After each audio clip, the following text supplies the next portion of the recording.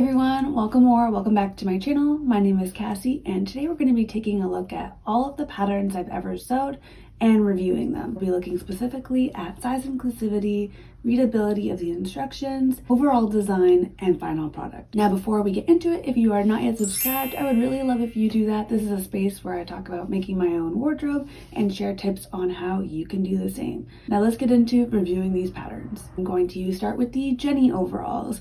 So if you've been here before, you know that I've talked about the Jenny overalls a ton. It's one of my favorite garments that I've made, and I really like the pattern as well. For size inclusivity, it's a 48 hip and a 46 bust, but Closet Core has made a note on their website that they are upgrading all of their patterns and including a wider size range. So you can look out for that in the future. I think they're pretty good on their word. The design is like a modern workwear inspired, so it's kind of that like classic workwear shape, but a little bit more feminine, I would say. It's really quite like snug at the waist and the hips, and then goes out into quite a flared leg. It's got the sort of crisscross straps that start at the waist and then you kind of move them over to snap them into place. I really like the yoke detail. I think that the slanted pockets are quite nice, and it's got a button up and zip enclosure at the side. Now, I will say that I don't love the way that the straps are done, and I think next time I'll probably make a back bib. But other than that, I really like the design. I will definitely be making these again. And I think the only modification that I really made was I can't remember exactly what size I made, but I did make the legs quite a bit more narrow. So I think from each leg, I took off like 2 or 3 inches on either side of the inseam and the outseam. So quite a bit there, but I like the result a ton.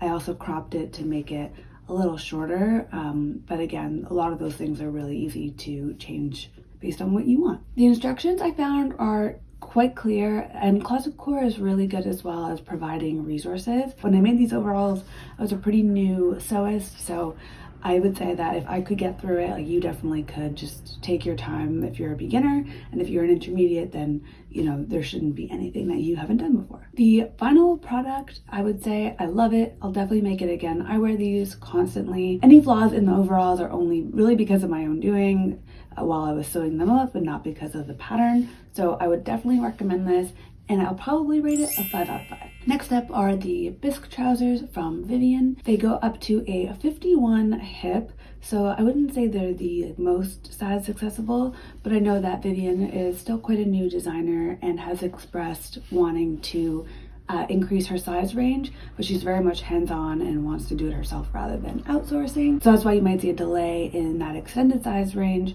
but I do think that she will be good on her word and put those out. The design is a high waist that is elasticated. It's got these really awesome slanted pockets. It's a little bit snug through the hips, has a bit of a drop crotch, and you can make them either in a wide leg or in a tapered leg.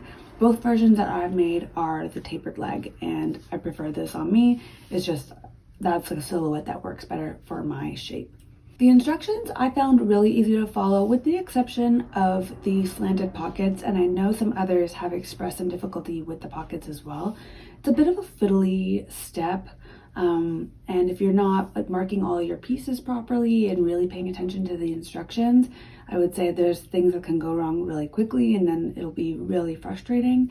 So if you are doing the slanted pockets, I would say baste everything rather than doing your like final stitch on everything, and then once you've got it kind of in place, then you can kind of do your good seaming and all of that stuff, because it does get a bit funny, and I did a ton of seam ripping and it was really annoying and frustrating. So I would recommend that, but other than the pockets, I would say it's really clear, and yeah, I really love this pattern. Final product, I love these pants so much. I wear them all the time. I'm actually wearing them right now, but I think I would give it a 4 out of 5 because the sizing is not where I think it should be, and the pants, the pockets are a little bit fiddly, like I said. But other than that, I highly recommend you making them. If you are making them in a thicker fabric, even if you're not making them in a thicker fabric, I would recommend using an elastic that's a bit sturdier to keep them up on your waist, because I do find they can kind of drag a bit, especially with like a denim or a thicker fabric.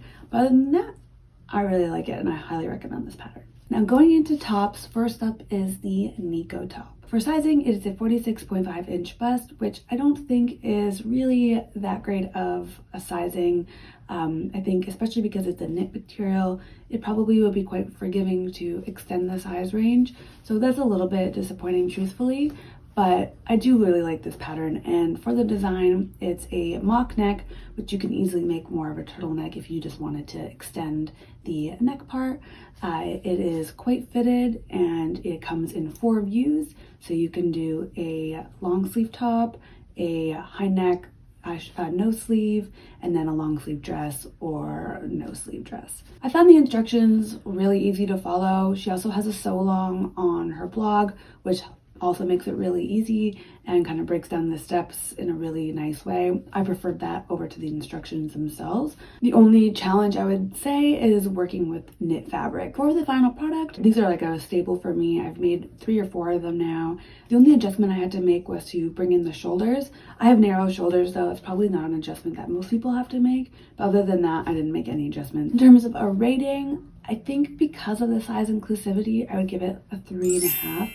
I would want to give it more, truthfully, but I just think that it's not quite there in terms of the sizing. Next up is Seamwork Natalie. It's a button-up shirt. It goes up to a 54-inch bust. So like I mentioned, it buttons up. It doesn't button all the way up, so it buttons to about here. So it has a nice like open collar, and it's like a regular length. It's not cropped or anything.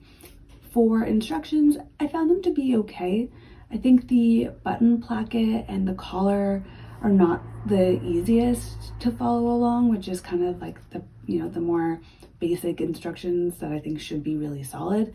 I also found the sleeves were a bit funny. They're not the kind of instructions that I would normally see for a sleeve, and so I just kind of ended up doing my own thing because I didn't like how they instructed the sleeves. But other than that, I think that most people would probably find this somewhat straightforward to go along, especially if you're familiar with doing button-up shirts. If you're not familiar with button-up shirts, I don't think I would recommend using this pattern as like a first go. For the final product, honestly, I've tried this pattern so many times, I think 3 or 4 times, and each time it just didn't fit right. I think part of it is that I would need to do a sway back adjustment, and so it just kind of sways out at the back, sort of like tents out, and it also just fits funny around my shoulders. When I do a size up, it's too big. When I do the size I'm supposed to, it's really like constricting around the shoulders. So I think maybe I would have to learn a little bit more about making adjustments, but just this pattern does not work for me. So I don't know that I would necessarily recommend it. I think there are other button-up patterns that you can try out. Overall, I would give it a 3 out of 5. Now we have the Style Arc Bert top. It goes up to a 67-inch bust, which is a nice, generous size range. For the design, it's a rugby style sweater that's made in a knit. It's got the Henley button placket with a collar and cuffed sleeves and a ribbed hem. For the instructions, I will say this is probably the worst set of instructions that I've had to follow. They're incredibly unclear. They leave out a lot of really key details, especially like the button placket. It's a different sort of placket with the Henley style, and when they describe it to you in the photos and in the words as well, it's really vague. They just give you 1 or 2 cues, and then a lot of it is kind of guesswork. And I had to actually abandon this project because I got so frustrated with the construction process. Everything about it, there was so unclear, almost felt unfinished or rushed. So yeah, I just found the instructions really horrible. It's meant for, I think it's a medium difficulty, it says.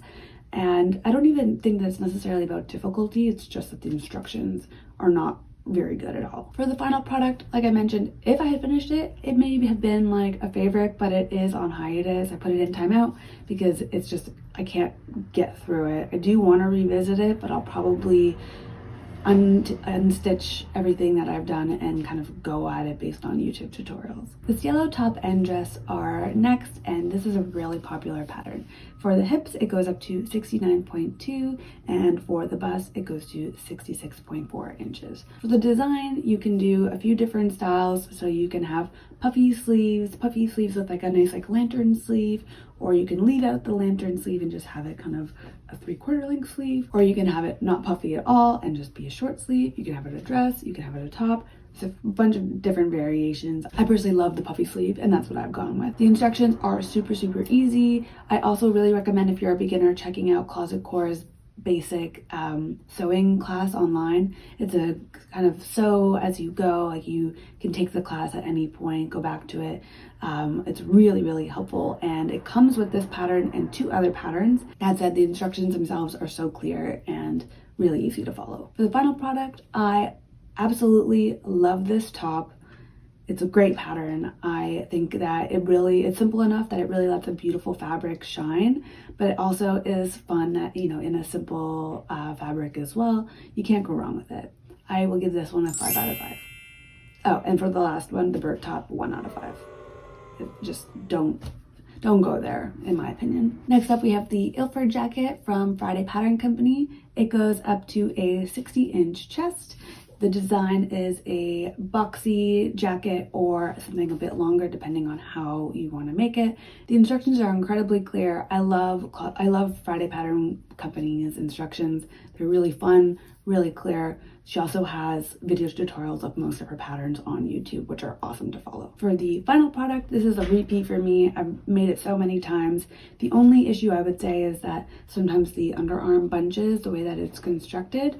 But if you're careful for that and maybe read some tutorials on how to avoid that, you'll be all good. I give it a 4.5 out of 5. Now we go into dresses. We have the Wilder gown. The sizing is a 66 bust and 96-inch hip.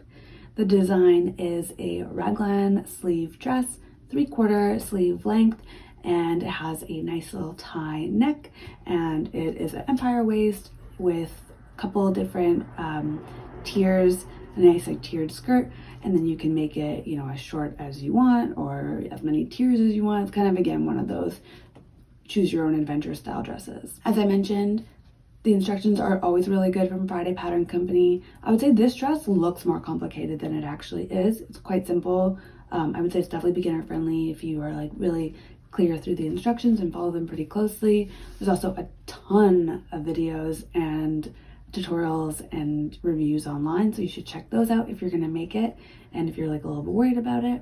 But overall, I think this is a really easy to follow pattern. For the final product, I think it's awesome. I've made this in a bit of a heavier flannel, like winter fabric, but I think it's perfect for summer. You can make it as easy breezy as you like. You can also do like, I feel like in a sheer fabric as like an overdress, something underneath would be like really cool too. There's lots of like really good options for this dress. I'm gonna give it a 5 out of 5. Next up is the Orchards dress. The sizing is 47-inch bust and a 60-inch hip. The design is a high round neck with clustered buttons, an empire waist. It's got bias bound sleeves, and you can have a long tiered skirt or you can have a shorter, fuller skirt. The instructions are really clear. I would say the neck is maybe a bit fiddly, but other than that, it has really lovely big deep pockets. I found the gathers, gathers are always fiddly, but that's just the nature of doing gathers in general. And I would say this is a pretty approachable pattern if you are a beginner who wants to go into making bias tape and trying buttons. It's a pretty approachable dress pattern. Final product is that I've made 2 of these and I love them both a ton.